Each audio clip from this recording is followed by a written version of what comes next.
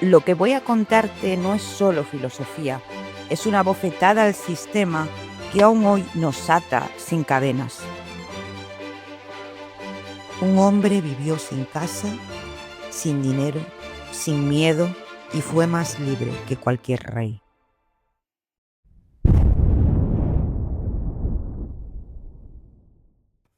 Quédate porque esta historia puede hacer que te replantees muchas de las cosas que crees que necesitas. Año 412 antes de nuestra era. En una ciudad del Mar Negro llamada Sinope, nace un niño que más tarde haría temblar la lógica de toda una civilización. No sería general, ni poeta, ni emperador. Sería otra cosa.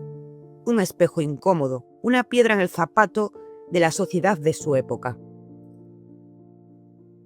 Cuando llegó a Atenas lo hizo buscando sabiduría, pero allí encontró un teatro de apariencias, filósofos que predicaban virtud mientras vivían rodeadas de lujos, oradores que hablaban de verdad con la boca llena de poder.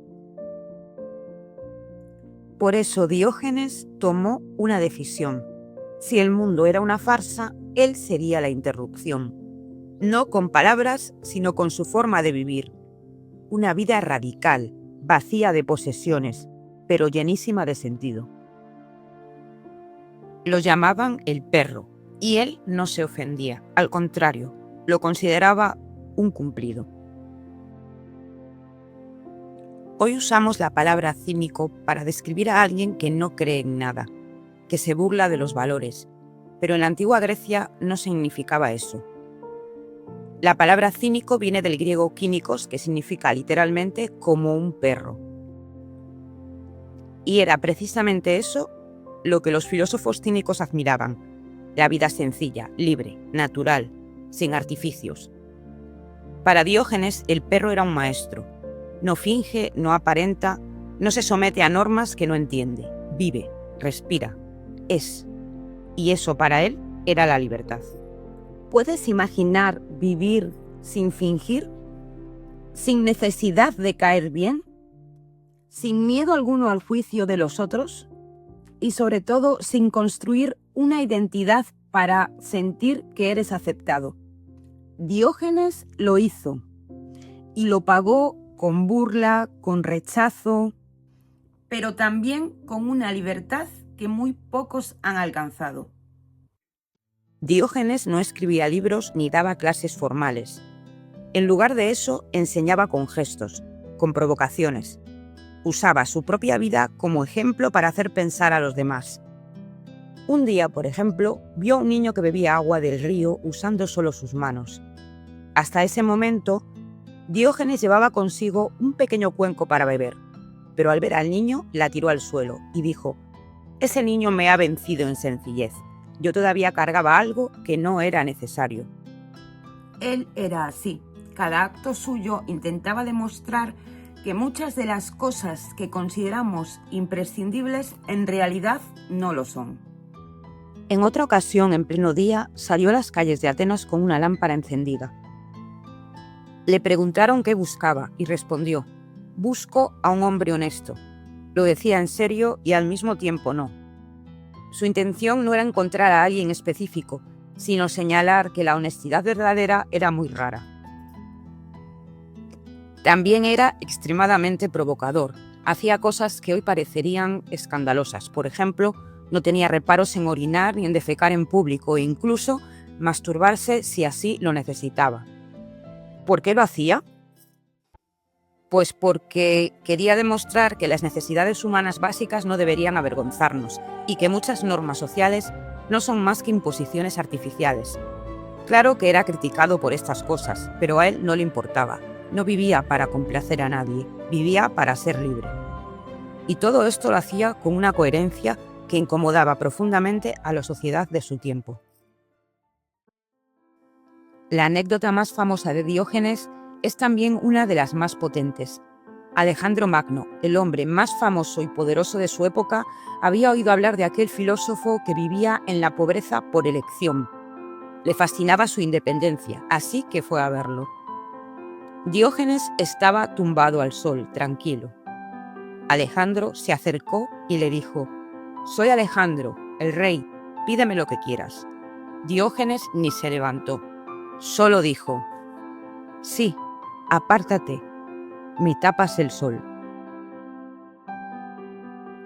Y eso fue todo. Pero la escena es impresionante porque muestra un contraste total entre dos formas de poder. Una basada en el control de territorios, riquezas y ejércitos. Y otra basada en la libertad interior, en no necesitar nada. Dicen que Alejandro se quedó pensativo y que al marcharse dijo: «Si no fuera Alejandro, me gustaría ser Diógenes».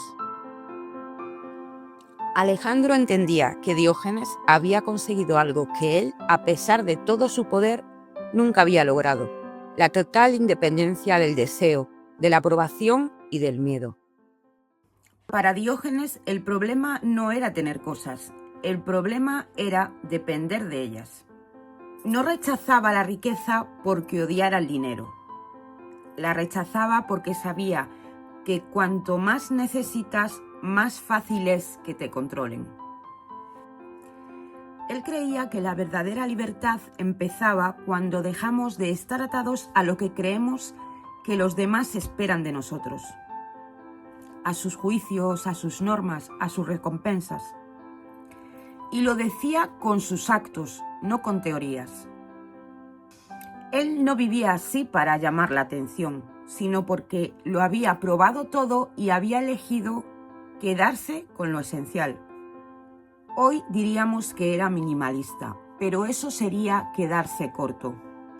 Él no tenía una estética sencilla, tenía una vida sin adornos. Curiosamente, hoy su nombre se asocia a un trastorno mental, el síndrome de Diógenes.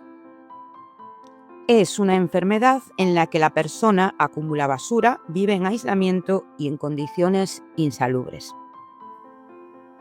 Pero eso no tiene nada que ver con lo que Diógenes representaba. Él no acumulaba. De hecho, hacía lo contrario. Soltaba, se despojaba, vivía con lo mínimo. Tampoco se aislaba porque odiara al mundo. Vivía en la calle, entre la gente, interactuando, retando, haciendo preguntas. Lo suyo no era una enfermedad ni abandono. Era una decisión filosófica, una forma de vida pensada, coherente y profundamente crítica con el sistema. Ahora piensa esto: ¿y si Diógenes viviera hoy? ¿Cómo sería verlo en medio de una gran ciudad? Probablemente no tendría móvil, ni cuenta bancaria, ni redes sociales. Seguramente dormiría en la calle, no porque no pudiera tener un techo, sino porque no querría deberle nada a nadie. Y mucha gente lo vería como un loco, un vagabundo, alguien que ha fracasado. Pero si pudieras parar a escucharle, quizás te harías una pregunta que no podrías responder fácilmente. Quizás te preguntara: ¿por qué necesitas tantas cosas? Y su mensaje sigue siendo actualmente válido. No se trata de una cuestión de modas. Se trata de vivir sin miedo a perder, de no ser esclavo de lo que consideramos imprescindible. Diógenes murió como vivió, sin honores, sin posesiones, sin aplausos, pero también sin cadenas.